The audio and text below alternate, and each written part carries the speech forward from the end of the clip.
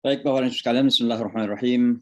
Assalamualaikum warahmatullahi wabarakatuh. Alhamdulillah wabarakatuh.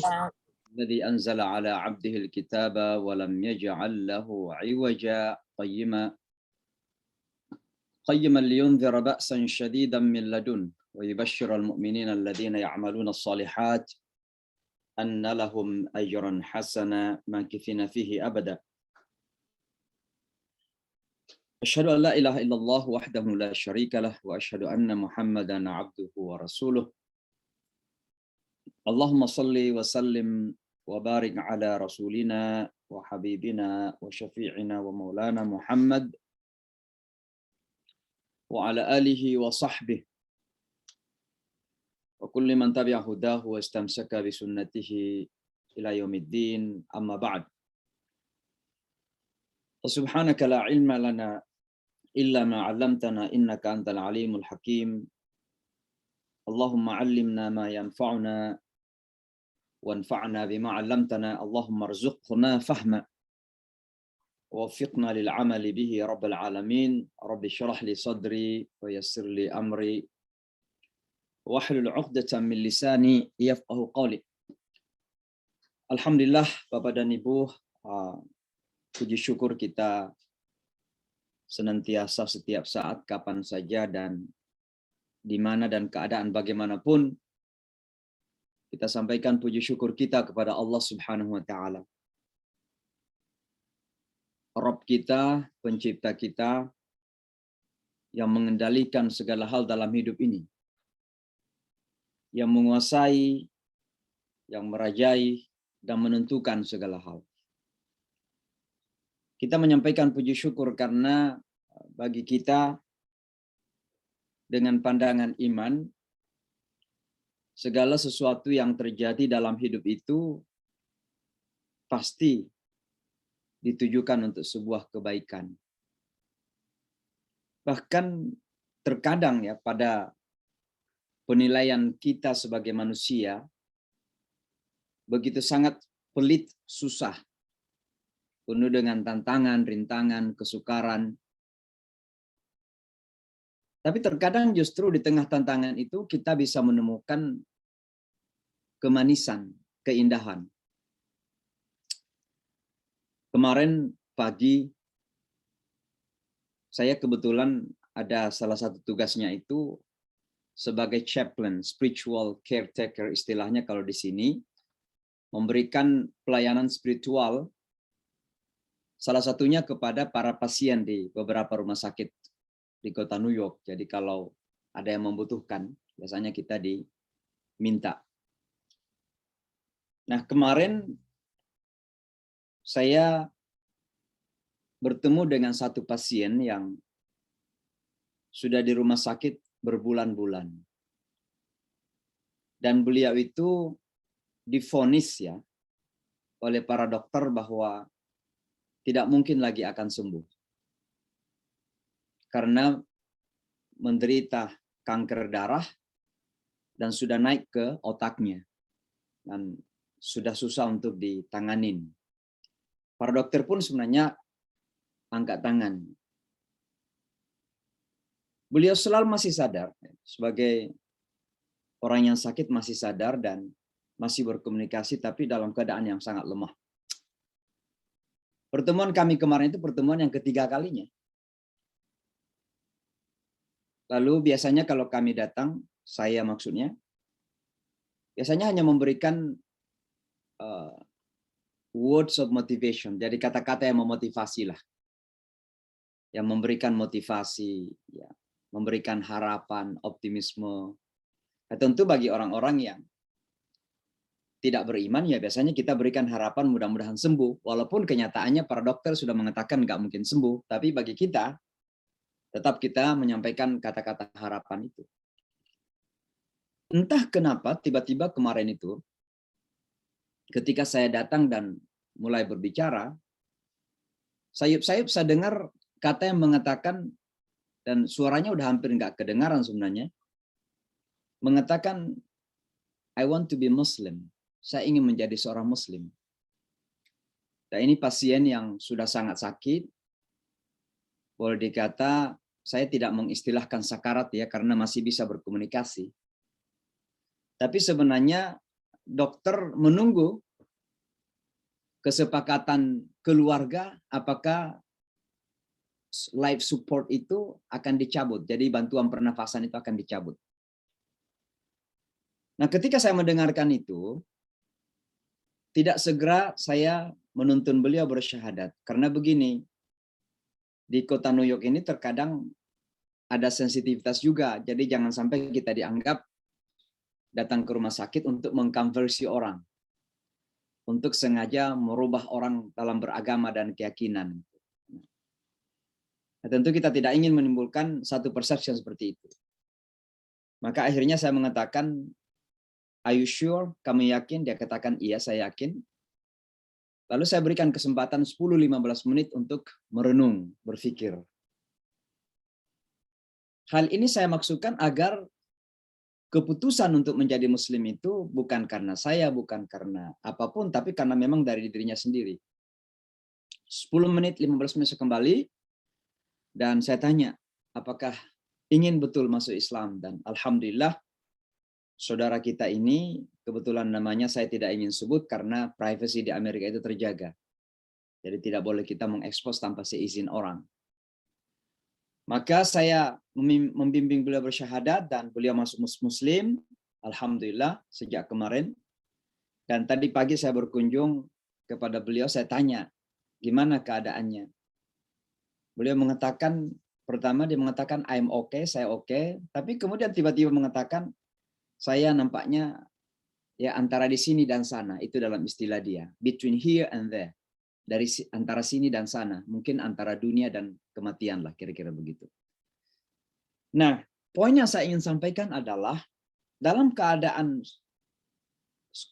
susah yang begitu ekstrim, tantangan hidup yang begitu ekstrim, boleh dikata seandainya orang ini tidak punya keyakinan lagi, maka mungkin sudah frustrasi itu. Tapi justru di akhir-akhir hayatnya itu, Allah Subhanahu wa taala memberikan jalan kepada dia untuk bersyahadat.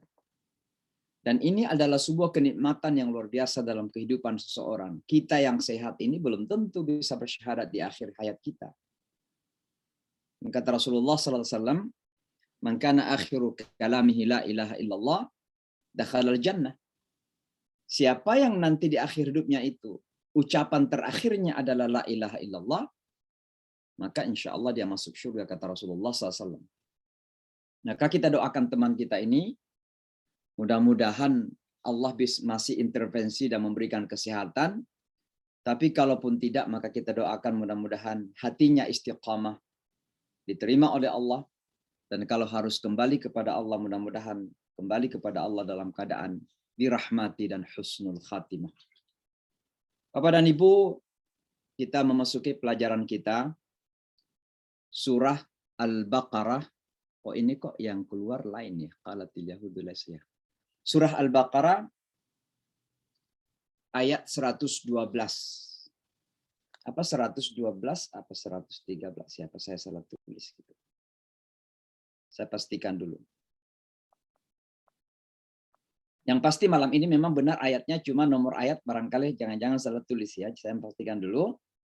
Bapak dan Ibu juga bisa cek apakah 113, apakah 112.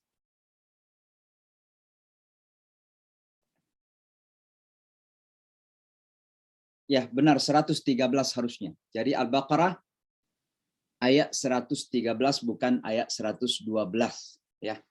Jadi malam ini kita baca Al-Baqarah 113. Seperti biasa saya akan baca dulu sekali dua kali, lalu akan saya minta 1-2 orang, maksimal 3 orang untuk membaca agar kita bisa latihan bersama. A'udzubillahi minasyaitonir rajim. Bismillahirrahmanirrahim. وقالت اليهود ليست النصارى على شيء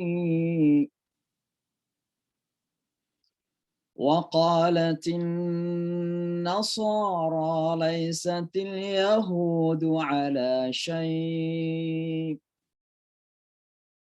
وهم يتلون الكتاب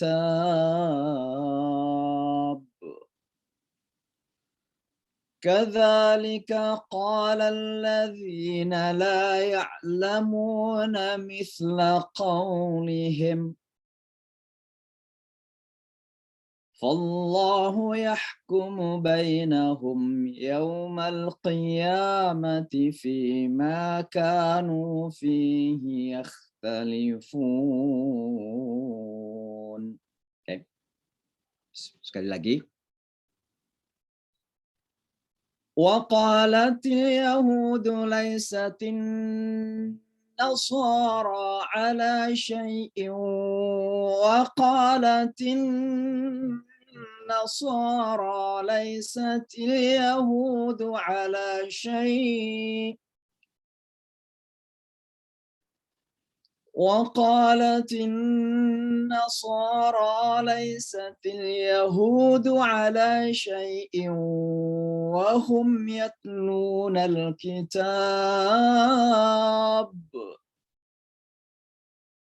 كذلك قال الذين لا يعلمون مثل قولهم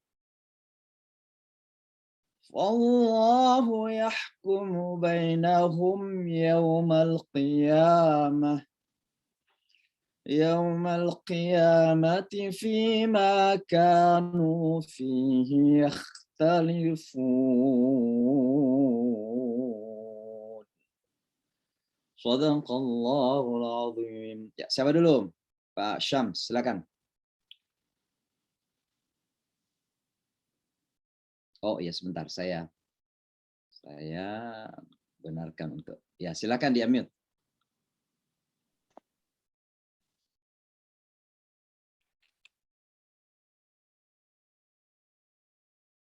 Suaranya belum kedengaran ya?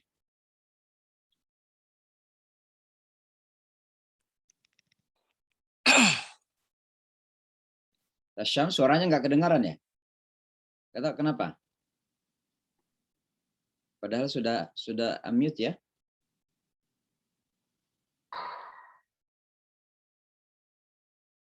Yang lain mungkin nggak dengar juga, apa saya aja nggak dengar? Ada Ustaz. Semuanya nggak dengar. Nggak dengar suaranya. Iya tinggi juga lah, tapi enggak. Nah, nggak kedengaran suaranya. Lo kan puasa. Ya, Ustaz. Kalau Saya puasa ada. tinggi. Baik, yang lain lagi siapa? Saya, Ustaz. Saya Ustaz. Bismillah.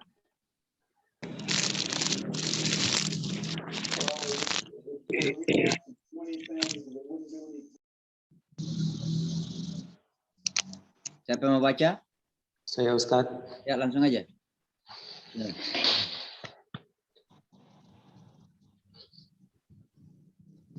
Ya.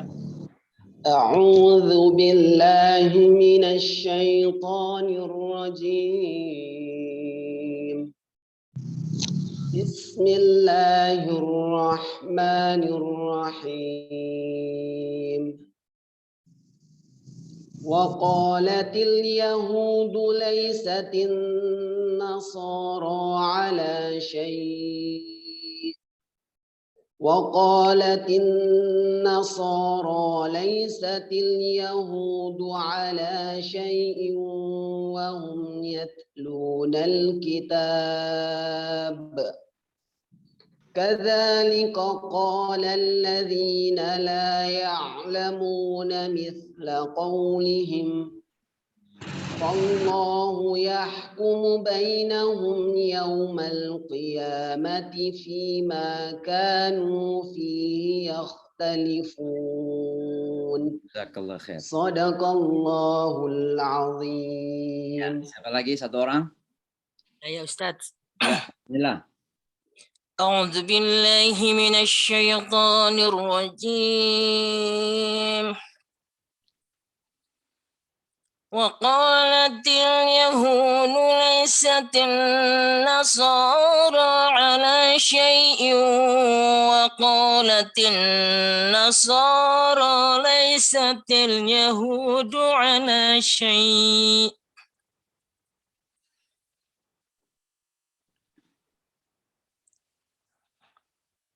وقالت النصارى ليست اليهود على شيء وهم يتلون الكتاب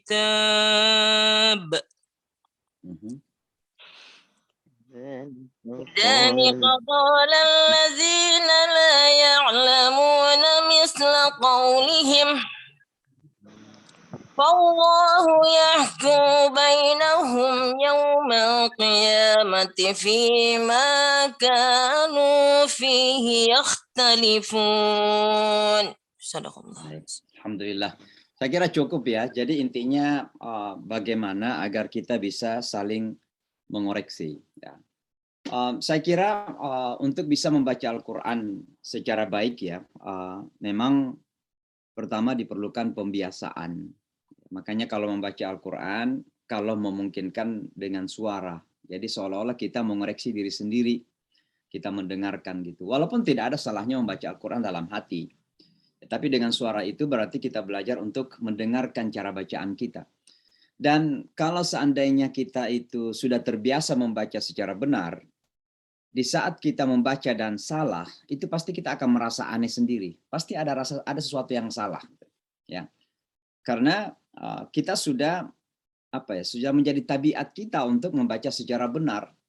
Maka dibiasakan membaca dengan suara, kemudian dibaca pelan-pelan, makhraj dipraktekkan, tajwid dibenarkan, insya Allah, mudah-mudahan Allah semakin ridha.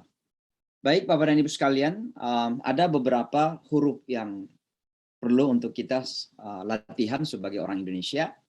Yang pertama, qaf, wa qalatil yahudu, qa. Ya.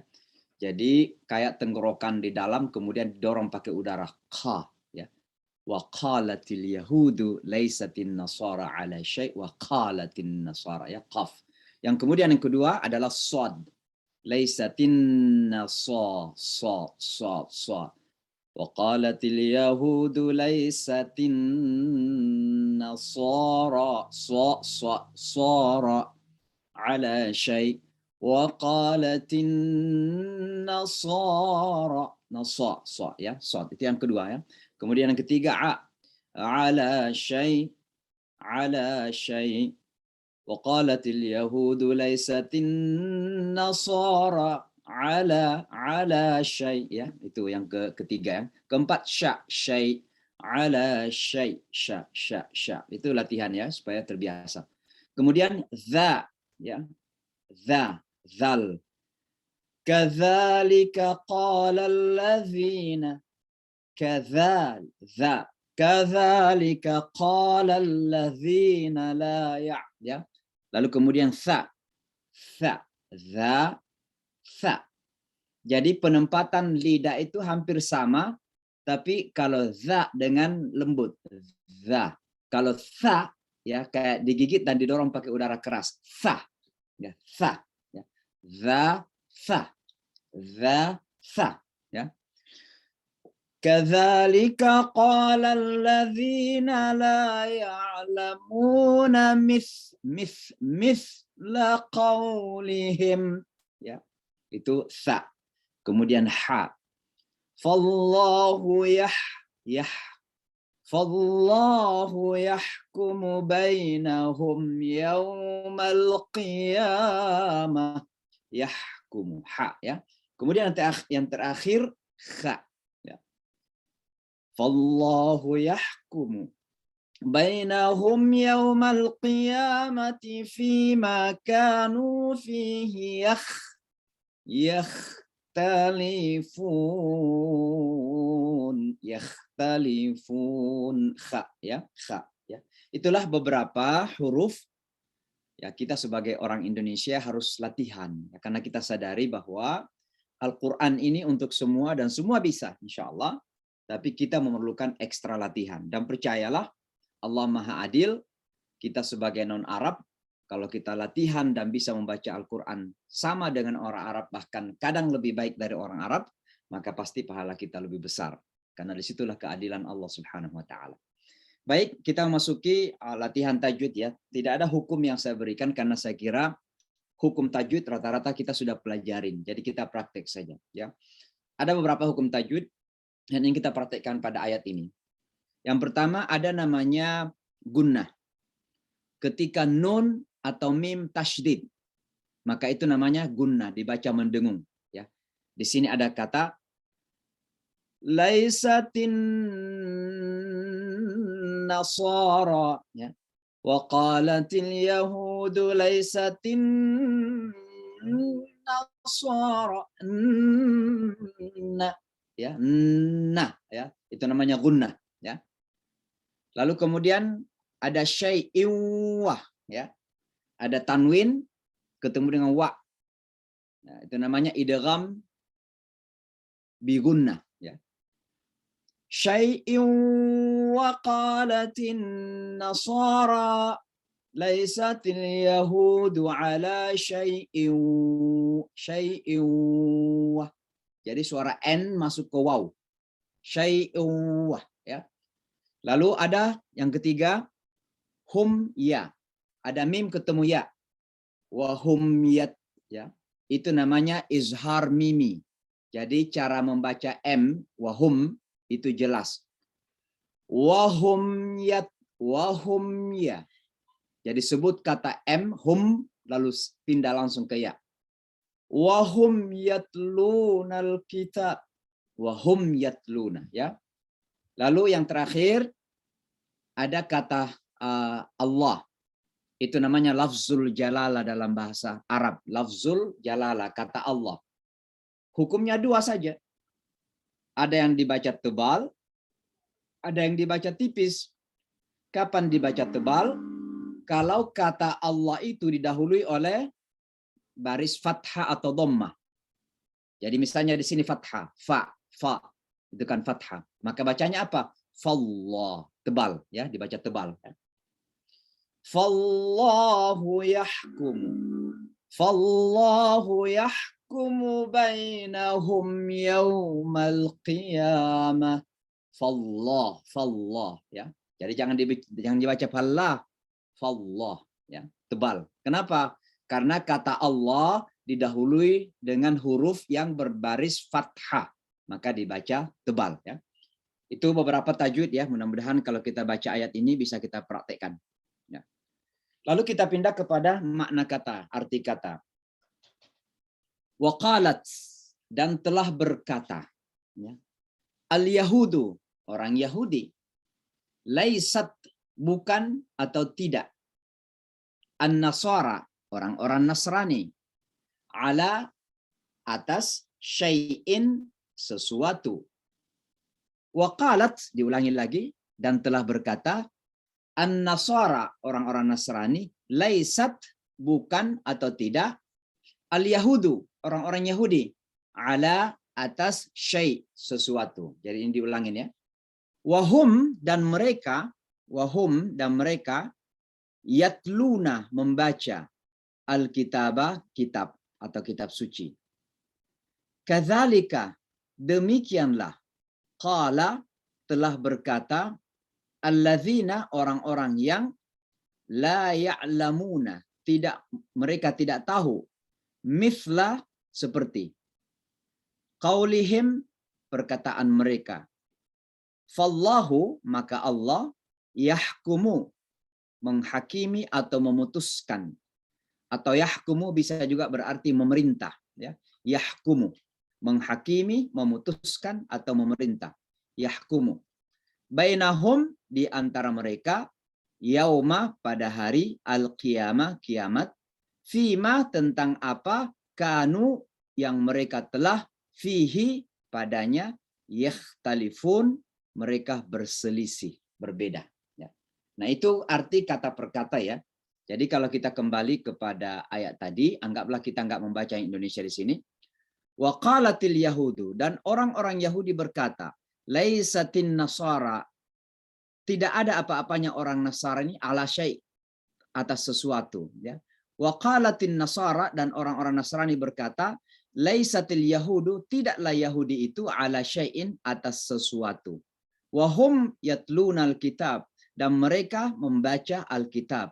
Kadzalika qala alladzina, begitulah yang disampaikan, diucapkan oleh orang-orang yang la ya'lamuna, tidak mengetahui, mithla qaulihim, seperti yang mereka ucapkan atau mereka katakan. Fallahu, maka Allah, yahkumu bainahum, menghakimi di antara mereka atau memutuskan di antara mereka, yaumal qiyamah, pada hari kiamat, fima kanu fihi yakhtalifun, atas apa yang mereka telah padanya atau tentangnya yakhtalifun, berselisih atau berbeda pendapat maksudnya. Ya. Itu terjemahan daripada ayat ini. Kalau kita melihat bahasa Indonesianya, dan orang Yahudi berkata, orang Nasrani itu tidak memiliki sesuatu pegangan, sesuatu apapun. Dan orang Nasrani juga berkata, orang Yahudi itu tidak memiliki sesuatu pegangan, artinya kebenaran. Padahal mereka membaca kitab atau Alkitab. Demikian pula orang-orang yang tidak berilmu berkata seperti ucapan mereka. Nanti kita tafsirkan siapa mereka ini. Maka Allah akan mengadili mereka atau menghakimi mereka pada hari kiamat tentang apa yang mereka perselisihkan. Ya, itulah kira-kira terjemahan dari ayat-ayat yang kita baca ini, memang satu ayat saja. Mari kita masuk kepada penafsiran Bapak dan Ibu sekalian. Ya, mudah-mudahan dari ayat ini kita bisa mengambil pelajarannya. Pada dua ayat terdahulu sebelumnya kita mempelajari bahwa orang Yahudi itu mengaku bahwa tidak ada yang masuk ke dalam surga kecuali Yahudi atau Nasrani. Pengakuan ini tentunya masing-masing pada dua pihak. Artinya ketika Rasulullah ada di Madinah dan para sahabatnya ada di Madinah, dua pihak ini terkadang berkolaborasi untuk mengatakan tidak akan masuk surga kecuali Yahudi atau Nasrani. Maksudnya yang tidak masuk surga siapa? Ya, umatnya Muhammad SAW. Kira-kira begitu. Nah, ini menunjukkan bahwa ketika sudah berhubungan dengan umat Islam ini, terkadang orang lain itu bisa bersatu. Ya. Jadi, tapi apa kata Al-Quran? Al-Quran menegaskan bahwa itu hanya angan-angan mereka. Tilka amaniyuhum. Itu adalah angan-angan mereka. Bahkan Al-Quran menantang mereka. Qul hatu burhanakum. Datangkan bukti-bukti kalian. Kalian mengaku sebagai ahli surga, apa buktinya? Kristen mengaku sebagai ahli surga, juga apa buktinya? Hatu burhanakum. Datangkan bukti-buktinya. Ya. Dan sampai saat ini sebenarnya mohon maaf ya, karena kita berinteraksi dengan Yahudi dan Kristen di Amerika, ketika kita sudah sampai kepada masalah-masalah agama, mereka terkadang tidak akan berani untuk mengungkapkan itu ketika pertemuan. Yang mereka biasa sampaikan dalam pertemuan-pertemuan itu masalah-masalah sosial. Bagaimana kita berdamai, bagaimana kita bekerja sama, bagaimana kita saling membantu. Tapi tidak pernah ada yang berani misalnya untuk mengatakan bagaimana keyakinan kalian. Nggak ada itu. Kenapa? Rata-rata orang ini juga sadar bahwa secara akidah, secara teologi, secara iman, secara agama, mereka tidak memiliki burhan. Mereka tidak memiliki pembenaran, mereka tidak memiliki dasar justifikasi itu untuk mengaku sebagai orang-orang yang mengikuti kebenaran.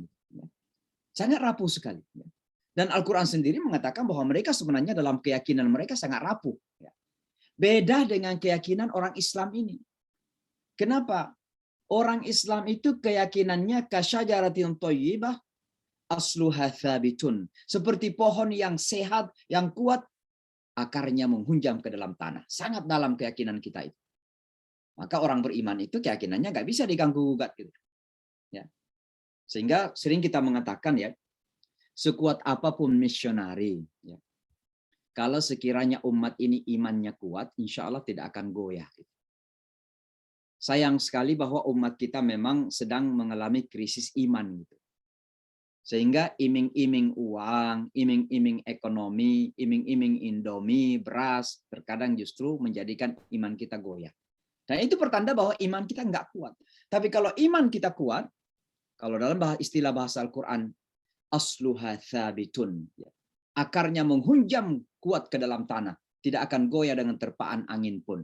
Berbeda dengan keyakinan orang lain. Mereka sangat rapuh sekali. Nah ini yang terjadi. Jadi mereka mengaku bahwa mereka penduduk surga, ahli surga.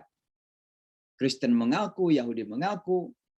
Tapi targetnya, karena dua-duanya mengaku, yang ditarget bahwa tidak akan masuk surga itu maksudnya umatnya Muhammad, orang Islam. Nah, ini sebuah tanda yang jelas bagi kita semua, bahwa terkadang mereka-mereka yang tidak senang kepada umat ini, itu bisa bersatu gitu. Karena melihat umat ini sebagai common enemy, musuh bersama gitu ya. Ya, itu harus kita sadari bersama sebagai umat. Gitu.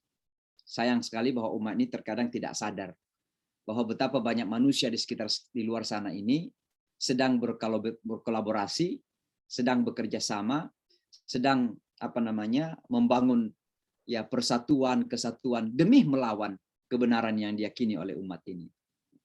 Ini pertanda dalam ayat ini. Lalu kemudian pada ayat 112 kemarin itu yang kita pelajari pada pertemuan yang lalu, Allah menyampaikan bahwa masuk ke dalam surga atau mengaku sebagai penghuni surga itu harus ada bukti. Apa buktinya disampaikan pada ayat 12? Apa itu? Bala man aslama wajhahu lillah. Alasan dasar pertama untuk masuk surga adalah aslama. Apa itu aslama? Berserah diri secara penuh kepada Allah Subhanahu wa taala.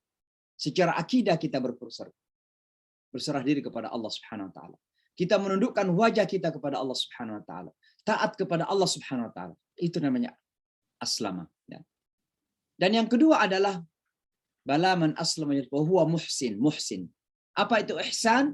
Melakukan segala sesuatu dengan terbaik, dengan ihsan. Ihsan itu dalam bahasa Arab disebut excellence, dengan cara yang terbaik. Kita sholat dengan cara yang terbaik, kita berzakat dengan cara yang terbaik. Terkadang bukan yang terbanyak, tapi yang terbaik. Makanya Al-Quran mengatakan, ayyukum ahsanu amala. Huwallazi khalaqal mauta wal hayata liyabluwakum ayyukum ahsanu. Bukan yang paling banyak amalannya, tapi yang terbaik. Maka kalau kita sholat yang terbaik. Kalau kita puasa yang terbaik. Kita sholat malam yang terbaik. Ini yang dimaksud dengan ihsan. Tapi esensi daripada ihsan adalah menghadirkan Allah Subhanahu wa taala dalam segala lini kehidupan kita, dalam segala aspek kehidupan kita. Apapun yang kita lakukan dalam hidup ini, maka kita merasakan bahwa Allah bersama kita dan Allah hadir bersama kita. Kalau orang merasakan Allah hadir bersamanya, apakah akan melakukan sesuatu dengan serampangan? Ya, jangankan Allah Bapak dan Ibu, raja saja, presiden ya. Anggaplah misalnya ini kita bekerja untuk presiden. Lalu kemudian kita sadar bahwa presiden itu ada di sekitar kita. Apakah kita akan melakukan pekerjaan kita serampangan? Pasti tidak. Orang yang sadar bahwa Allah bersamanya dan hadir bersamanya, itu namanya ihsan. Anta'budallaha ka'annaka tarahu, itu namanya ihsan. Bahwa Anda menyembah Allah seolah-olah melihat gitu. Pasti kita akan melakukan dengan cara yang terbaik. Ya. Kalau kita punya ihsan ketika sholat, maka mulai dari wudhu kita, sampai kepada takbir kita, sampai ketika kita mengucapkan salam, pasti kita ingin yang terbaik caranya, yang paling sempurna. Hati kita pasti ingin yang paling sempurna khusyuknya. Kenapa? Karena ihsan ada ketika itu. Kita merasa hadir bersama Allah. Ya. Itu syarat yang kedua untuk masuk surga. Jadi aslama wa ihsan tadi itu. Muhsinun. Ya. Sementara orang Yahudi cuma pengakuan-pengakuan saja. Maka orang Islam ini pun harus mengambil pelajaran dari situ. Jangan sampai juga kita hanya pengakuan-pengakuan saja. Nah, kalau Islam kita ini pengakuan, kalau dalam bahasa kita terkadang disebut Islam KTP saja, maka jangan-jangan kita memiliki karakter yang sama dengan yang mengaku masuk surga itu. Ya. Jadi ada di antara kita ini terkadang kalau KTP-nya sudah Muslim, alhamdulillah, marah kalau dikatakan tidak Muslim. Dikeluarkan KTP-nya, lihat tuh, Muslim tuh, agama apa? Muslim. Warga negara apa? Indonesia. KTP-nya ke Muslim. Nah, begitu ada yang mengatakan, kamu nggak Islam, kenapa nggak sholat? Marah dia. Apalagi kalau dari Jeneponto, Sulawesi Selatan itu. Keluar badi itu. Karena tidak ada orang yang mau gitu. Disuruh dibilangin nggak Muslim gitu. Padahal nggak sholat, nggak zakat, nggak puasa, terkadang mohon maaf minum tuak lontara gitu ya. Tapi paling marah kalau dikatakan nggak Muslim. Nah, ini jangan-jangan sampai kita mirip dengan mereka yang mengatakan kita adalah ahli surga gitu. Yang lain nggak akan masuk surga. Berhati-hati kita. Nah, Bapak dan Ibu sekalian. Nah, kalau pada ayat yang lalu itu targetnya adalah umat Muhammad SAW. Maka seolah-olah Yahudi dan Kristiani itu kan kolaborasi ya. Mengatakan kitalah yang akan masuk surga. Yahudi atau Kristen. Yahudi atau Kristen masuk surga. Artinya yang lain enggak. Yang lain itu siapa yang dimaksud? Umatnya Muhammad sallallahu alaihi wasallam. Jadi yang menjadi target pada ayat 111, ayat 112, yang ditarget bersama-sama adalah umatnya Muhammad. Dianggap tidak memiliki kebenaran. Umat ini enggak berada dalam kebenaran. Ya sedang tersesat kira-kira begitu. Padahal mereka tahu Muhammad itu nabi. Ya, hanya karena dengki saja. Nah ini juga menunjukkan bahwa betapa kedengkian itu adalah penyakit yang sangat berbahaya. Terkadang kita tahu atau orang baik sebenarnya. Tapi karena sudah terlanjur ada dengki, maka pasti kita akan melihat dia sebagai setan. Padahal kita tahu dia orang baik gitu. Tapi karena ada kedengkian pada orang itu, pasti yang terjadi dalam hati kita adalah kebencian. Dan kita pasti akan mencari segala kekurangan untuk membunuh karakter orang tersebut. Inilah yang terjadi pada masyarakat itu. Kedua-duanya karena ingin, kalau Nabi terakhir datang dari kalangan mereka, tiba-tiba Nabi terakhir ini datang dari kalangan Arab, maka pengikut Muhammad SAW diberikan label sebagai umat yang tersesat yang tidak punya hak masuk surga. Yang punya hak masuk surga hanya Yahudi atau Kristen. Itu pada ayat 111 dan 112. Nah, pada ayat 113 yang kita baca malam ini, Allah Subhanahu wa taala kemudian menyampaikan bahwa ternyata kedua kelompok ini itu juga saling menihilkan, saling meniadakan. Wa qalatil yahudu laisatin nasara ala syai'. Orang-orang Yahudi berkata bahwa orang Nasrani itu enggak apa-apa, enggak punya kebenaran gitu. Mereka itu tersesat. Mereka enggak ada kebenaran, enggak ada kebaikan kira-kira begitu. Ya mungkin juga mengatakan, orang Yahudi mengatakan Kristen itu enggak akan masuk surga kira-kira begitu. Sebaliknya juga begitu. Wa qalatin nasara laisatil yahudu ala syai'. Tapi orang Nasrani juga berkata demikian. Yahudi itu enggak punya kebenarannya. Dan dengan demikian mereka tidak akan masuk surga. Jadi kalau ayat sebelumnya mengatakan tidak akan masuk surga umat Muhammad, mereka bisa bersatu, sekarang antara mereka saling menyerang. Orang Yahudi menyerang Kristen, orang Kristen menyerang Yahudi. Masing-masing mengatakan bahwa mereka sesat dan kitalah sebagai pemilik kebenaran. Yahudi merasa bahwa mereka orang benar, Kristen adalah orang yang salah, orang Kristen juga mengaku bahwa mereka adalah pemilik kebenaran, orang Yahudi berada dalam kesesatan. Dan itu ternyata sangat sengit sekali. Perbedaan, perpecahan yang ada di antara masyarakat Yahudi dan masyarakat Kristiani, kalau sudah sampai kepada masalah agama, itu sangat-sangat tajam sekali. Sangat tajam sekali. Tapi mohon maaf kalau sudah sampai kepada masalah dunia, maka mereka bisa bersatu. Kalau sudah sampai kepada masalah kepentingan, termasuk kepentingan politik, ya kepentingan kekuatan perekonomian, mereka pun bisa bersatu, ya. Nah, itulah kita melihat sekarang siapa yang memiliki perekonomian dunia, gitu ya. Nah, tapi kalau masalah agama, mereka sangat-sangat berbeda. Bisa kita lihat misalnya sebagai contoh ya. Kita ambil sebagai contoh yang sensitif di kalangan Kristen dan di kalangan Yahudi sekaligus. Apa itu? Contohnya adalah Isa alaihi salatu wassalam, tentang Nabi Isa alaihi salatu wassalam, ya. Kenapa? Kenapa mereka sangat berbeda? Orang Yahudi tidak saja menolak atau tidak percaya kepada Nabi Isa sebagai nabi. Tidak saja. Lebih dari itu, bahkan orang Yahudi mengatakan, menuduh bahwa Isa itu adalah anak haram. Mohon maaf, anak zina, kira-kira begitu. Sehingga mereka mengatakan, mana mungkin seorang anak jada, kalau bahasa kita barangkali anak jada atau anak haram, ya.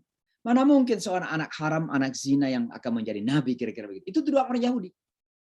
Bahkan lebih dari itu. Bukankah Yahudi mengaku bahwa mereka telah membunuh Isa alaihissalatu wassalam, menyalib? Orang Kristen pun sebenarnya setuju dengan ini. Ya, dan Yahudi mengatakan, inna qatalnal masiha Isa bin Maryam. Orang Yahudi mengatakan, kami sesungguhnya telah membunuh Al-Masih, Isa anak Maryam. Itu pengakuan Yahudi. Itu di satu sisi. Tapi di sebaliknya orang Kristen justru mengakui Isa alaihissalatu wassalam sebagai Tuhan, ya, sebagai anak Tuhan, inkarnasi Tuhan, ya, dilebihkan di atas manusia. Ini yang menjadi masalah. Bahkan penyaliban Isa alaihissalatu wassalam dianggap sebagai solusi bagi penghapus dosa bagi umat Kristiani. Maka mereka ini sangat-sangat bertentangan dari segi akidah. Termasuk masalah ketuhanan. Karena orang-orang Yahudi yang masih komitmen dengan agamanya itu percaya bahwa Tuhan itu satu. Biasa dipanggil dengan kata Elohim. Ya. Adonai sama dengan kata Rabbun di kita, Elohim sama dengan kata Ilahun di kita, ya Ilahi, sama ya. Dan orang Yahudi Ortodoks percaya kepada Tuhan yang satu. Tapi sementara orang Kristen percaya kepada Trinitas kan begitu. Sehingga mereka tidak mungkin bisa bersatu dalam hal teologis. Ya. Lalu Al-Quran mengatakan begini, wahum yatlunal kitab. Padahal mereka ini sama-sama membaca Alkitab. Lihat, yatluna Alkitab. Kata Alkitab itu artinya satu kitab. Seolah-olah Kristen dan Yahudi itu memiliki rujukan kitab yang sama. Kenapa? Karena Nabi Isa itu datang membawa Injil, itu ditujukan untuk Bani Israel. Sampai hari ini pun, orang-orang Kristiani itu kalau mengatakan Injil, itu ada dua. Ada perjanjian lama, ada perjanjian baru.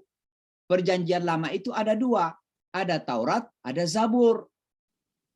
Jadi mereka ini membaca kitab yang sama, tapi justru saling menyalahkan. Yahudi tidak akan masuk surga, Kristen tidak masuk surga gitu. Padahal membaca kitab yang sama. Kira-kira Al-Quran ingin mengatakan kok bodoh banget ya. Rujukannya sama, tapi saling mengatakan mereka tidak punya hidayah gitu. Yahudi membaca kitab yang sama, Kristen membaca kitab yang sama, tapi Yahudi mengatakan itu Kristen nggak punya hidayah.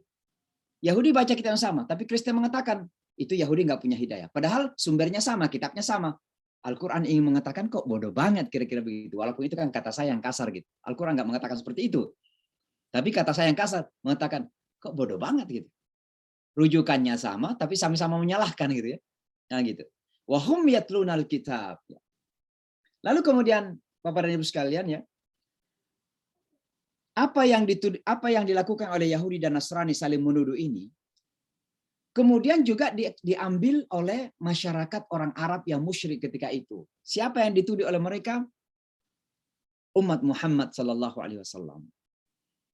Jadi mereka mengatakan ya, kadzalika qala alladziina mithla qaulihim, kadzalika qala alladziina la ya'lamuna mithla qaulihim. Jadi orang-orang yang la ya'lamun, orang-orang bodoh yang tidak tahu, itu mengatakan hal yang sama. Artinya apa? La yadkhul jannata illa man kana. Tidak akan masuk surga. Siapa? Umatnya Muhammad. Kenapa umatnya Muhammad tidak masuk surga? Karena dituduh menyeleweng dari agama nenek moyang. Kira-kira begitu. Nah, ini terkadang di Indonesia juga kan biasanya saling menuduh. Ya. Ini nggak ikut lagi kepada tradisi nenek moyang, kultur nenek moyang gitu.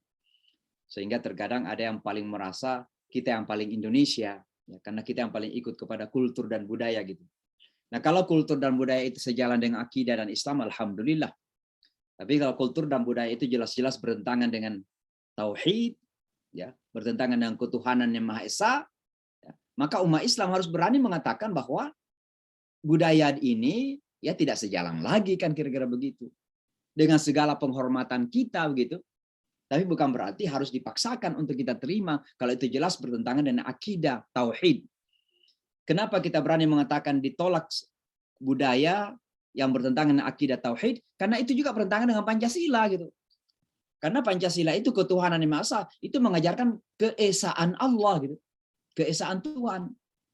Jadi kalau ada tradisi, ada budaya yang jelas-jelas bertentangan dengan nilai-nilai tauhid kita, akidah kita la ilaha illallah, qul huwallahu ahad, maka umat Islam harus berani bersuara gitu. Dan ketika menyuarakan itu tidak mengganggu komitmen kenegaraan kita. Kenapa? Karena itu juga membela sila pertama Pancasila. Itu harus kita pahami gitu. Nah, orang-orang Arab pada zaman Rasulullah SAW menuduh umatnya Muhammad SAW ini sudah sesat. Kenapa sesat? Karena mereka sudah keluar dari agama nenek moyang mereka. Keluar dari agama nenek moyang mereka. Maka kadzalika qala alladziina la ya'lamuna mithla qaulihim. Lalu apa kata Allah Subhanahu wa taala? Ya. Allah menutup ayat ini dengan mengatakan fallahu yahkumu bainahum yaumal qiyamah fima kanu fihi yakhtalifun. Ada satu poin penting yang saya ingin garis bawahi di sini Bapak dan Ibu sekalian. Fallahu yahkumu bainahum yaumal qiyamati fima kanu fihi yakhtalifun. Dan Allah akan menghakimi mereka, memutuskan perselisihan yang ada di antara mereka di hari kiamat nanti. Ada di antara teman-teman yang mengatakan kalau begitu kebenaran itu kan tidak mutlak. Karena buktinya kebenaran kan nanti dihakimi di hari kiamat. Ada yang mencoba bermain-main seperti itu kan? Sehingga mengatakan kebenaran itu nisbi sifatnya. Maka di dalam dunia ini kita nggak boleh mengatakan kita yang paling benar. Dan mereka salah gitu. Karena Al-Quran sendiri mengatakan yang benar nanti akan ditampakkan di hari kiamat kan. Bapak dan Ibu sekalian, bukan itu maksudnya ayat ini. Ayat ini tidak bermaksud seperti itu. Justru mohon maaf saya ingin menegaskan pertama kali begini. Semua agama pada posisi dasarnya itu bersifat eksklusif. Ya. Bersifat eksklusif. Jadi tidak bersifat pluralisme seperti orang yakini pluralisme itu. Ya. Semua agama secara tabii, secara alami meyakini bahwa agamanya adalah kebenaran. Kalau ada agama yang tidak diyakini sebagai kebenaran, maka orang itu tidak mengimani agamanya. Awal ayat ini mengatakan, laisatil nasara ala syai'. Yahudi kan? Oh, Nasrani itu batil, salah. Mereka nggak punya kebenaran. Nasrani juga mengatakan, Yahudi nggak punya kebenaran. Itu menandakan bahwa masing-masing kedua pihak ini merasa benar dengan keyakinannya, yang lain salah gitu. Dan sebenarnya itu nggak ada masalah. Nggak ada masalah. Selama keyakinan kita akan kebenaran agama kita, dan keyakinan kita akan kebatilan agama yang diyakini oleh orang lain, tidak menjadikan kita memusuhin, tidak menjadikan kita keras melakukan kekerasan kepada orang atau memaksa kehendak kepada orang, tidak ada masalah. Karena memang alamiahnya keyakinan kepada agama itu bersifat eksklusif, Bapak dan Ibu sekalian. Makanya Islam kan mengatakan inna dina indallahi al-Islam kan. Agama yang diterima di sisi Allah itu agama Islam. Wa may yabtaghi ghairal islami dinan falan yuqbala minhu wa huwa fil akhirati minal khasirin. Siapa yang mencari agama selain Islam, maka tidak akan diterima dan dia akan menjadi orang yang merugi di hari akhirat nanti. Itu kan eksklusifisme agama. Anda tanya Katolik, mereka pun yakin seperti itu. Kita tanya teman-teman Katolik luar sana. Menurut Anda, kamu melihat agama Anda sama dengan agama saya enggak? Tersinggung dia. Kenapa tersinggung? Karena kita mengatakan Isa itu hanya sekedar orang manusia biasa. Manusia biasa diangkat menjadi nabi, dikasih wahyu. Mereka, Isa itu siapa? Tuhan, anak Tuhan. Seolah-olah kita merendahkan Isa kan? Maka mereka akan tersinggung. Kalau kita mengatakan, ya agama Katolik kamu itu sama dengan agama Islam, sama saja gitu. Pasti mereka tersinggung itu. Lalu kita ini ada sebahagian Islam kok. Karena ingin dianggap toleran, karena ingin dianggap so inklusif gitu, ingin dianggap sangat-sangat orang baik gitu, barangkali sampai mengatakan agama itu sama saja. Ya, mau Katolik, mau Hindu, mau Buddha, mau ini, semua sama. Sama-sama menuju kepada kebenaran. Nah, terkadang pula dipakai ujung ayat ini. Fallahu yahkumu bainahum yaumal qiyamah fima kanu fihi yakhtalifun. Dan Allah akan menghakimi perbedaan di antara mereka di hari kiamat nanti. Padahal maksud Allah di sini adalah bukan bahwa agama itu nisbi sifatnya, kebenaran itu nisbi sifatnya. Yang ingin disampaikan oleh Allah pada ayat ini adalah, wahai orang-orang Islam, karena ini Al-Quran tujuannya untuk kita. Ketika Anda melihat ada upaya-upaya untuk menyudutkan Anda, menyudutkan kita ini umat Muhammad SAW, merendahkan kita umat Muhammad SAW, bahkan menuduh kita ini orang-orang yang tersesat. Jangan terlalu diambil serius dan sakit hati, sampai-sampai kita kehilangan fokus. Dan ini menjadi masalah umat sekarang. Umat Islam sekarang ini begitu.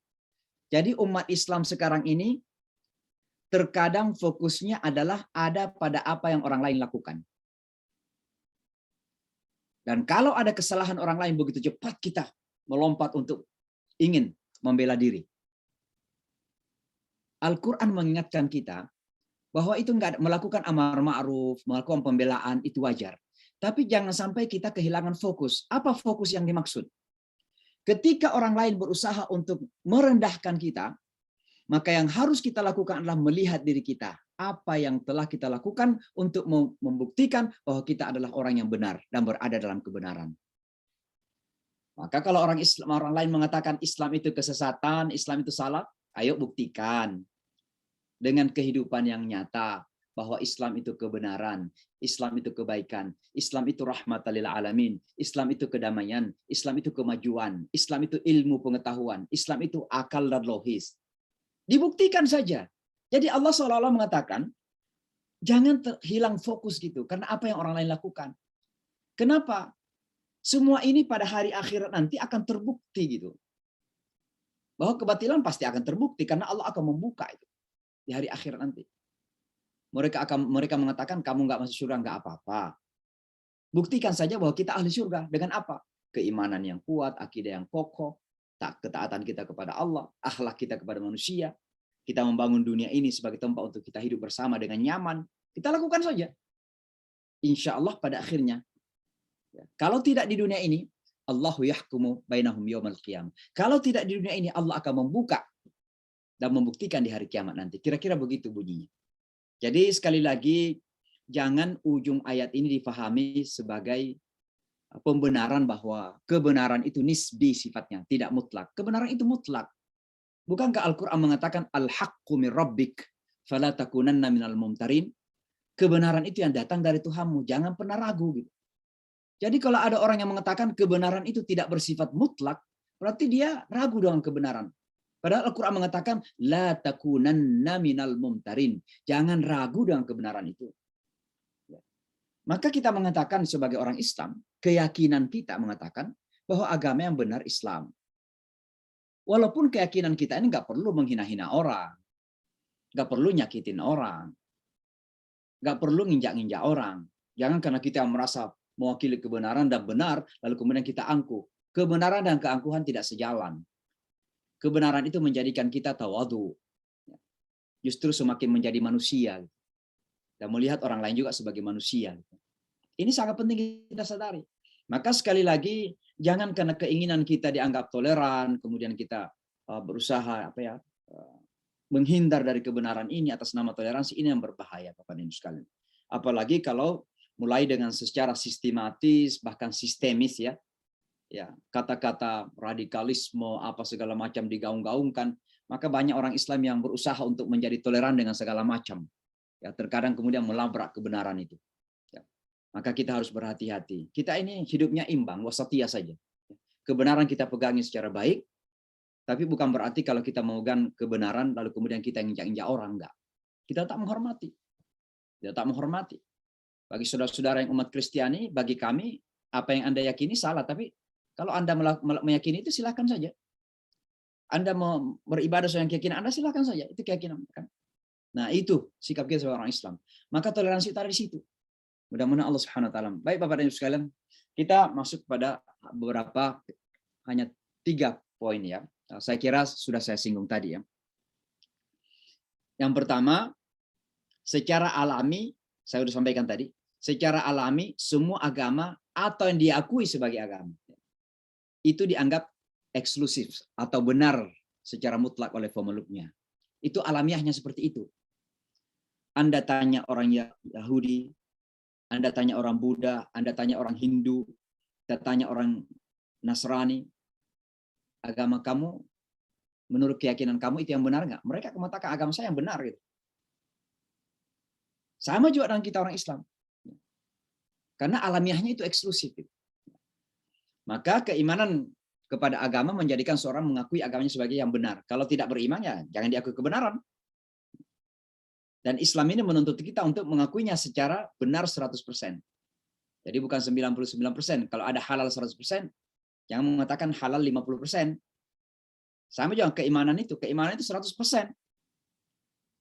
Jadi bagaimana kita mengatakan keimanan 100% kalau kita yakin bahwa la ilaha illallah, qul huwallahu ahad ya. Lalu pada saat yang sama kita mengatakan Katolik itu juga benar gitu. Loh, gimana bisa mempertemukan? Maka agama itu nggak bisa disamakan. Nggak bisa disatukan. Nggak bisa disatukan. Hanya logika terbalik, ya terbolak-balik itu. Ya, logika yang tidak punya konsistensi yang akan mengatakan bahwa agama itu bisa disamakan. Dan karena itu secara alami yang seperti itu. Yang kedua, secara agama seperti yang saya sebutkan tadi atau teologi, Yahudi dan Nasrani tidak akan akur. Karena memang dari sananya begitu. Nah, cuma sekarang ini ada satu kelompok Kristiani yang sangat-sangat bertentangan dengan secara teologi dengan Yahudi, tapi justru membela Israel. Siapa itu? Namanya evangelical. Jadi kelompok Kristen evangelical, dan itu agamanya Presiden Bush, banyak kan orang Texas, beragama evangelical. Itu sangat yakin bahwa Isa itu adalah Tuhan, anak Tuhan, disalib untuk menyelamatkan dari dosa asal gitu. Dan yang melakukan itu kan orang Yahudi. Tapi pada saat yang sama membela Israel. Kenapa? Karena orang-orang Kristen evangelical juga yakin bahwa Nabi Isa itu akan turun di sana. Jadi istilahnya ingin Nabi Isa itu menurut keyakinan evangelical, Israel itu, Muhammad Israel itu, dan tentu bagi mereka termasuk Yerusalem.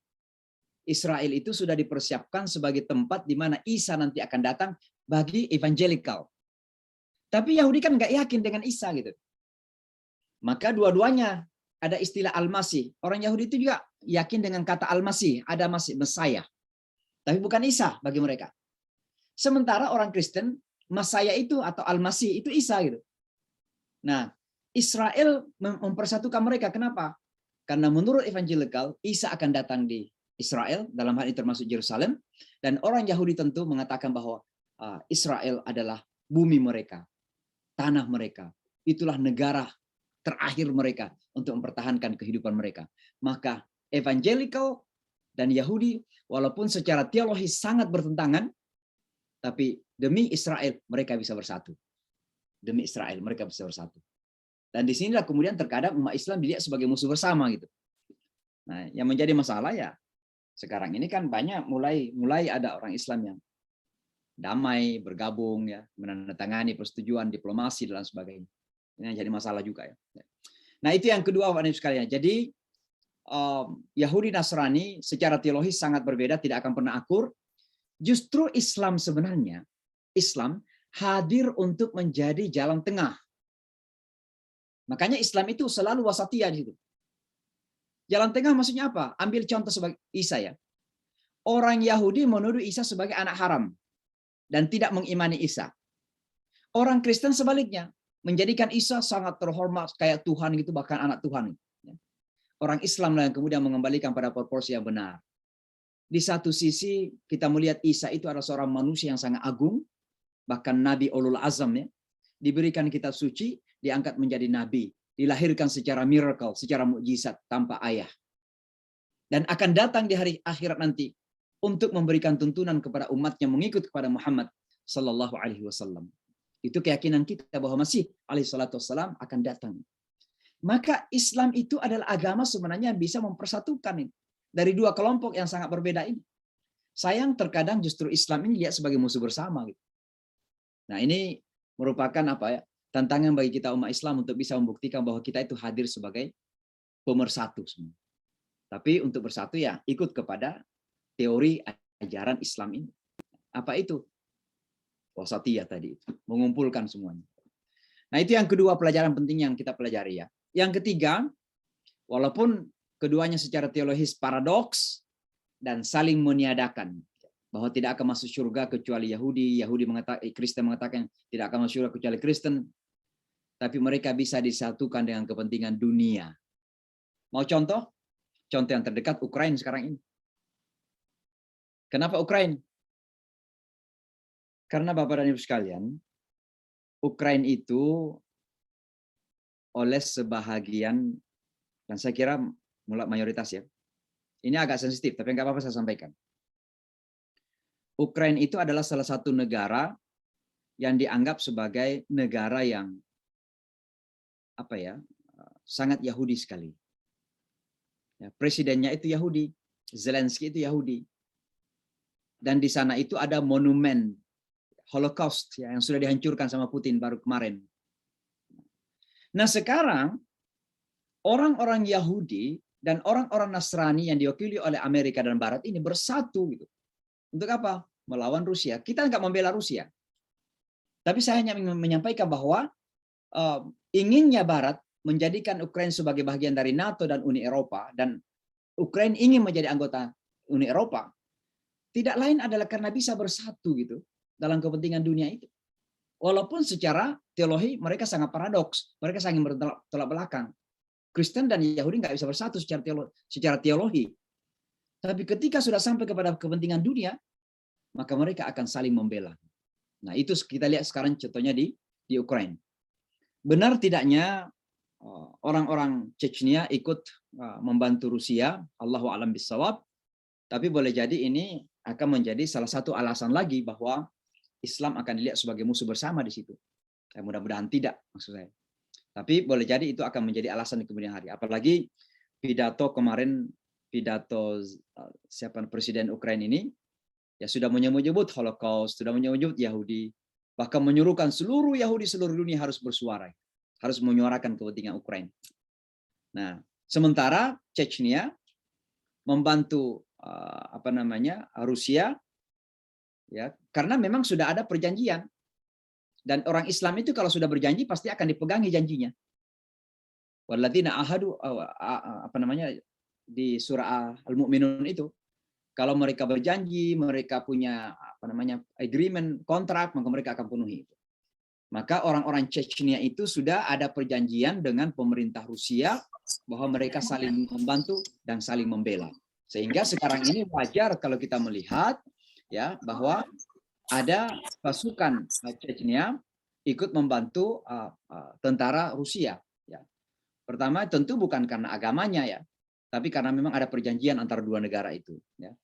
Baik Bapak dan Ibu sekalian, saya kira itu sedikit ya makna dari ayat ini. Mudah-mudahan ada manfaatnya.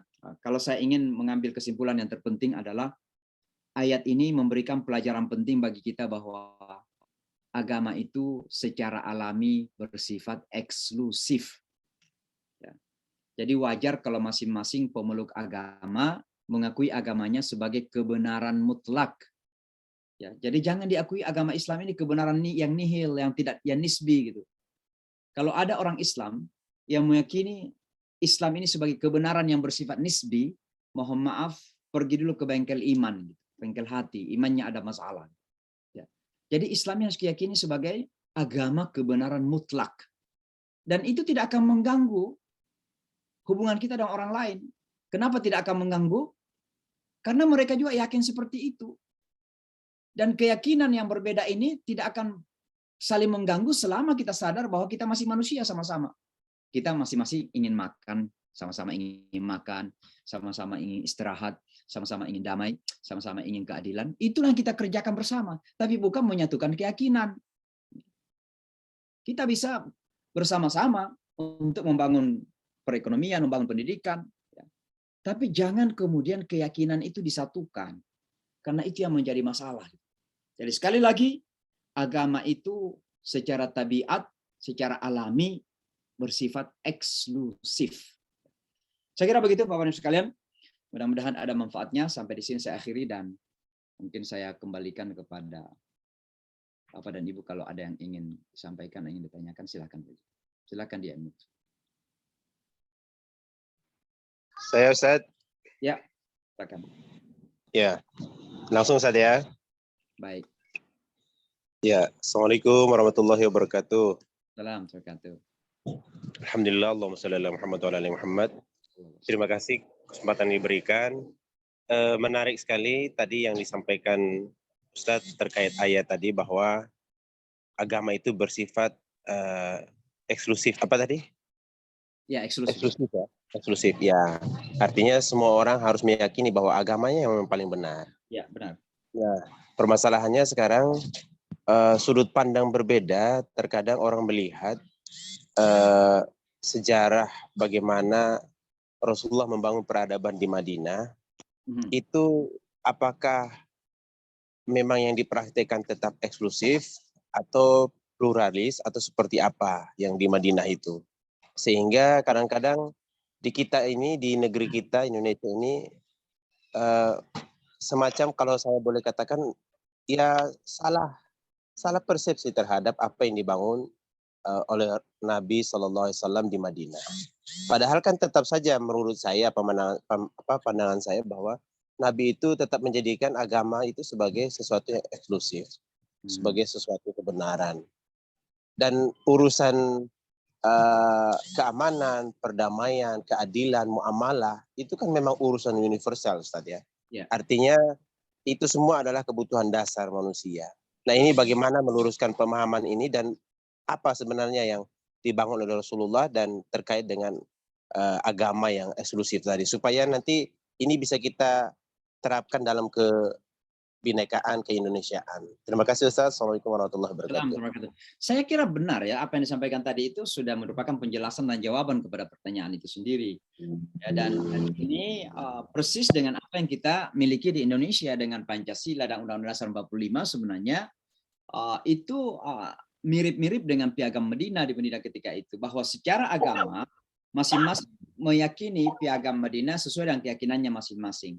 Jadi misalnya Piagam Madinah mengatakan bahwa semua pemeluk agama dilindungin ya, untuk menjalankan ibadah dan meyakini agamanya masing-masing. Konstitusi 45 juga demikian kan. Kemudian ambillah satu contoh misalnya ketuhanan yang Maha Esa ya. Nah di sini ketuhanan yang Maha Esa tentu dipahami berdasarkan akidah masing-masing pemeluk agama ya. Itulah sebabnya tidak dikatakan Tuhan yang Maha Esa tapi ketuhanan gitu. Nah, ketuhanan ini kemudian afiliasinya kepada Tuhan yang diyakini masing-masing. Kita meyakini Allah itu tunggal gitu. Qul huwallahu ahad, Allahus samad, lam yalid walam yakul lahu kufuwan ahad. Nah, tentu keyakinan kita ini, penafsiran kita tentang ketuhanan Maha Esa ya tidak disetujui oleh umat Kristiani. Kenapa? Karena Kristiani memahami ketuhanan kata yang Maha Esa itu dalam 3 gitu, dalam trinitasnya. Nah, ini. Jadi dan enggak apa-apa masing-masing memahami seperti itu. Dan itulah makna saling memahami. Kalau kita ingin memakai kata toleransi, ya toleransi berlaku di situ. Tapi toleransi bukan berarti keyakinannya Kristiani saya yakini dan keyakinan saya paksakan kepada Kristiani, enggak begitu. Itulah yang terjadi pada zaman Rasulullah SAW. Bahwa dalam hal ya membangun kota atau state negara Madinah, maka mereka sudah melakukan perjanjian untuk sama-sama membangun. Itulah sebabnya kenapa beberapa kelompok masyarakat Yahudi di kemudian hari ada yang dihukum, ada yang diusir. Kenapa? Karena mereka menyalahi perjanjian, bukan karena agama sebenarnya, bukan karena agama. Dan ini yang harus kita jelaskan kepada masyarakat Yahudi sekarang, bahwa ketika masyarakat Yahudi ada yang dibunuh di Madinah ketika itu, ada memang yang dihukum mati kira-kira begitu, itu bukan karena mereka Yahudinya. Ternyata Yahudi dirangkul kok oleh Rasulullah SAW. Mereka dihukum karena mereka melakukan treason namanya, pengkhianatan kepada negara. Apa itu pengkhianatannya? Sudah sepakat bahwa ketika Madinah diserbu oleh musuh dari luar, maka mereka bersama-sama bangkit membela Madinah. Tahu-tahu mereka kerjasama dengan musuh dari luar. Maka mereka pun dihukum. Jadi bukan karena agamanya. Maka sekali lagi, perbedaan agama dalam satu negara itu adalah sesuatu yang lumrah sifatnya. Bahkan terkadang ya itu sunnatullah ya. Nah dan itu tetap dihormatin gitu. Tapi yang salah kemudian ketika adanya banyak agama-agama ini lalu kita cenderung untuk menyatukan. Nah ini teman-teman, mohon maaf kalau saya menyebut teman-teman liberal kita ini yang terkadang memiliki logika terbalik gitu. Memiliki logika terbalik. Terbaliknya bagaimana? Di satu sisi percaya dengan namanya keragaman. Ya, bahkan mereka mengusung keragaman itu, plural ya. Itu kata yang paling mereka sering usung, keragaman. Tapi pada saat yang sama ingin menyatukan semua agama. Kalau agama semua sudah disatukan, berarti keragaman sudah tidak ada. Padahal keragaman itu sunnatullah. Walau sya'allahu laja'alan ummatan wahidah. Kalau Allah menghendaki, Allah menjadikan manusia satu umat saja. Tapi kan Allah tidak berkehendak seperti itu. Nah inilah harus kita pahami. Jadi semangat seperti ini, spirit seperti ini harus kita pahami. Bahwa dalam hal agama itu memang tidak bisa disatukan. Ya. Karena nature-nya, tabiatnya memang berbeda. Dan perbedaannya bukan main-main. Perbedaan yang mendasar. Nah, kalau dipaksakan, disamakan, maka agama itu rusak. Keyakinan saya sama dengan keyakinan Katolik. Keyakinan saya rusak. Kenapa? Berarti saya nggak yakin lagi kepada Qul huwallahu ahad, Allahus samad, lam yalid walam yulad. Kenapa? Karena Katolik percaya bahwa Tuhan itu yalid wa yulad gitu kan. Gitu kan. Jadi saya merusak keyakinan saya begitu. Dan itu berbahaya sekali. Maka sekali lagi dalam hal akidah, dalam hal agama tidak akan bisa disatukan. Maka yang bisa menyatukan kita adalah masalah-masalah sosial. Kita sama-sama ingin perekonomian yang baik, kita sama-sama ingin ketentraman, kedamaian, kita ingin sama persaudaraan, membangun perekonomian, membangun pendidikan. Itu semua adalah hal-hal yang bersifat duniawi, sosial dan manusiawi sifatnya. Saya kira begitu. Wallahu a'lam. Terima kasih. Ya, Assalamualaikum warahmatullahi wabarakatuh, Pak Kiai. Salam. Ya, ini berkenaan dengan demonstrasi yang memang buat orang lain mungkin tidak terbiasa gitu. Cuma ada mungkin buat kami yang biasa menyuarakan aspirasi rakyat, tentunya hal ini mungkin buat kami juga menguatkan. Jadi istilahnya nih dalam zaman Rasulullah sendiri tidak pernah ada demonstrasi atau aksi gitu ya. Jadi Islam sendiri tidak mengajarkan seperti itu. Mohon pencerahannya Pak Kiai. Saya kira istilah demonstrasi itu kan istilah baru, tapi secara praktek ya ada juga pada zaman Rasulullah SAW ya. Wanita dulu demonstrasi pada Rasulullah SAW. Ketika suami-suami mereka pergi perang, para wanita itu kan protes. Datang kepada istri-istri ya, datang kepada Rasulullah SAW. Ini suami-suami kami pergi berperang, mereka bisa syahid, mereka dapat pahala besar. Kami tinggal di rumah dapat apa gitu. Nah itu kan bentuk demonstrasi sebenarnya dalam bahasa kita sekarang.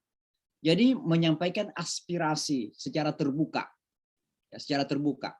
Ya tentu wanita-wanita tersebut ya karena berhadapan Rasulullah, dan saya kira demonstrasi yang kita lakukan pun demikian sesuai dengan hukum yang ada, sesuai dengan aturan yang ada. Jadi demonstrasi itu selalu sejalan dengan law ya, aturan.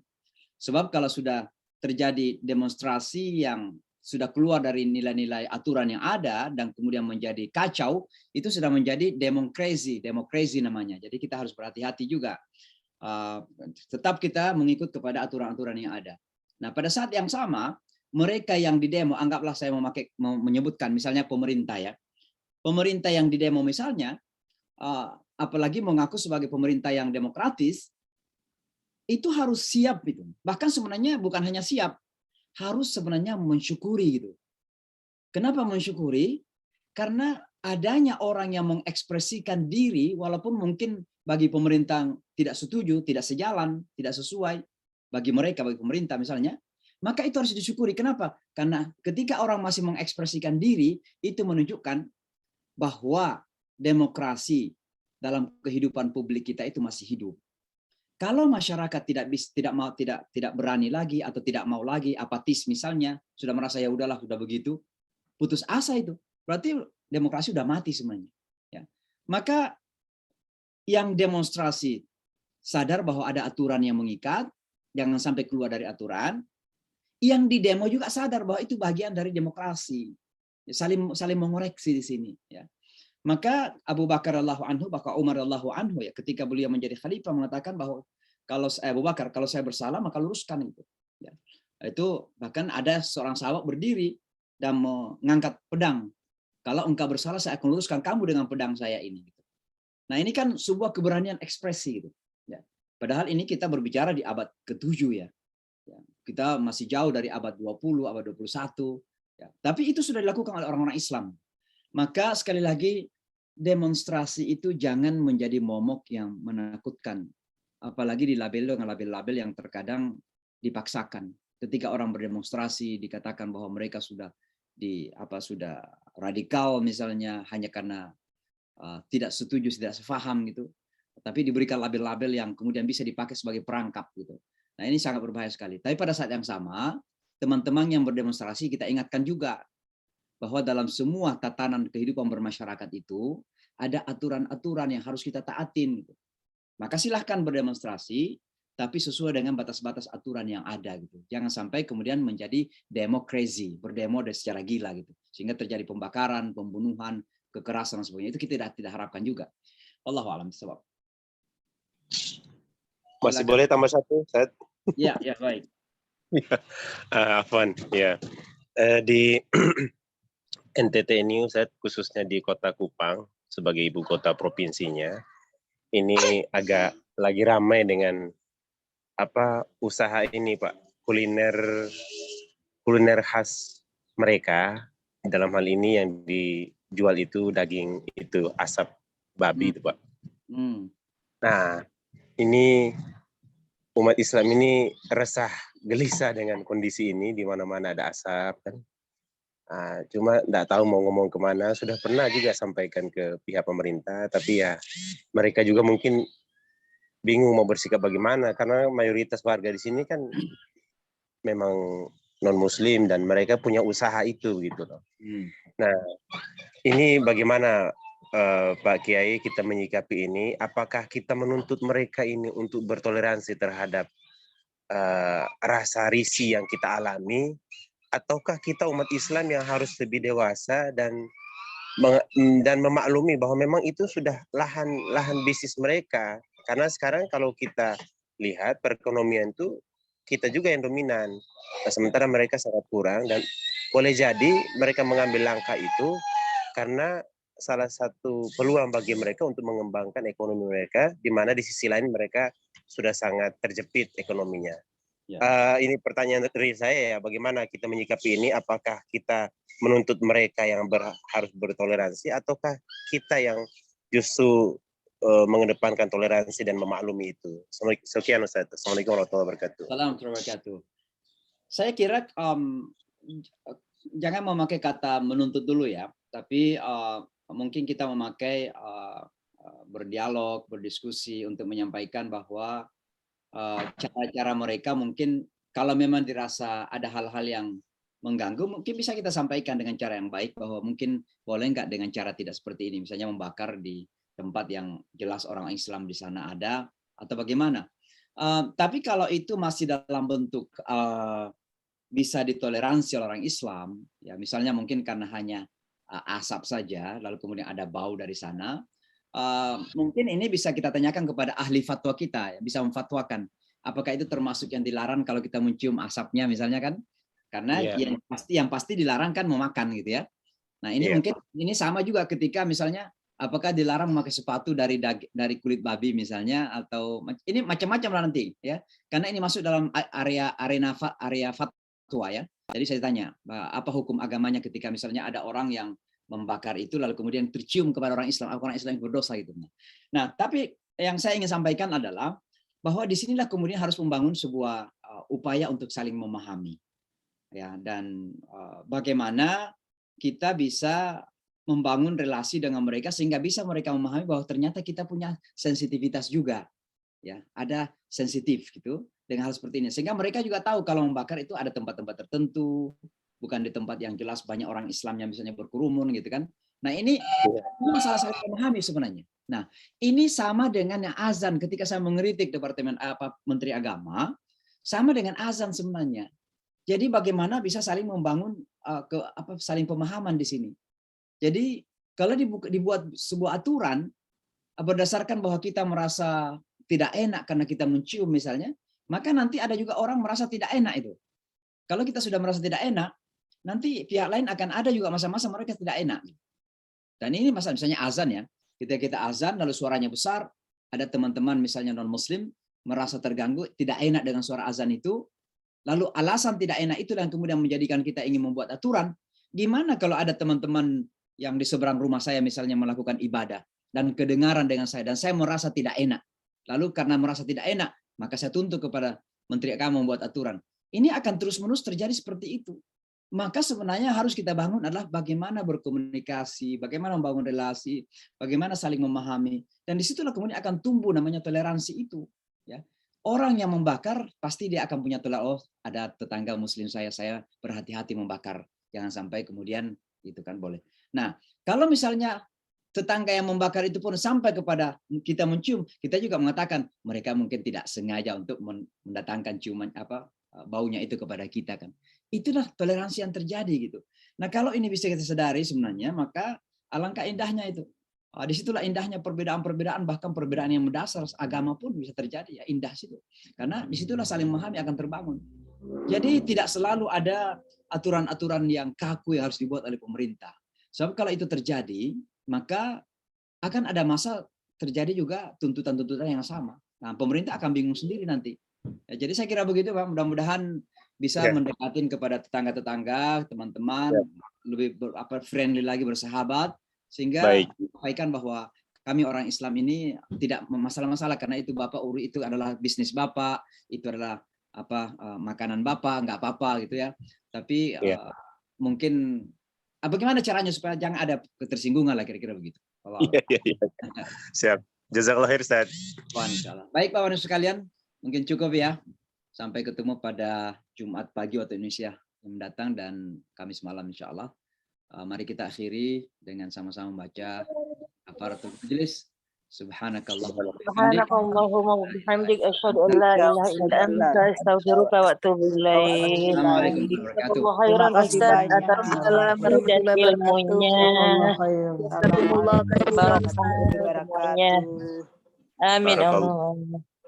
Khairan.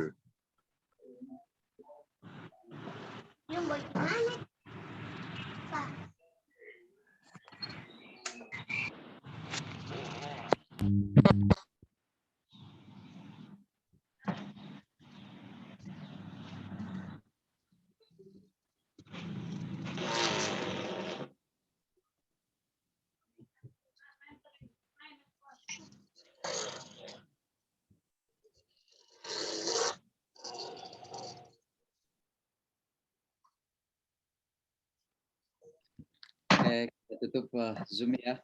Assalamualaikum Ya. semuanya. Waalaikumsalam warahmatullahi wabarakatuh.